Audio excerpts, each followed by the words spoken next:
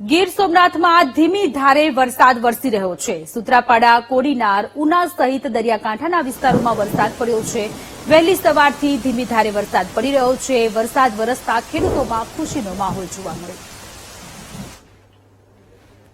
ગીર સોમનાથ જિલ્લાની અંદર આજે વહેલી સવારથી વાદળછાયું વાતાવરણ હતું, પરંતુ એક દિવસના વિરામ બાદ અત્યારે ફરીથી મેઘરાજા છે તે ગીર સોમનાથ જિલ્લાની અંદર મંડાઈ ચૂક્યા છે। આપ જોઈ શકો છો કે આ કોડીનાર શહેરના દ્રશ્ય છે ને કોડીનાર શહેરની અંદર છેલ્લા 30 મિનિટથી સખત મેઘરાજા છે તે ધીમી ધારે વરસી રહ્યા છે। તેની સાથોસાથ ઉના શહેરની અંદર વરસાદી ઝાપટા જોવા મળી રહ્યા છે, તો સૂત્રાપાડા શહેરમાં પણ ધીમી ધારે વરસાદની શરૂઆત થઈ ચૂકી છે। ત્યારે ગીર સોમનાથ જિલ્લાના અલગ અલગ વિસ્તારોમાં અત્યારે ધીમી ધારે મેઘરાજા છે તે વરસવાની શરૂઆત થઈ ચૂકી છે।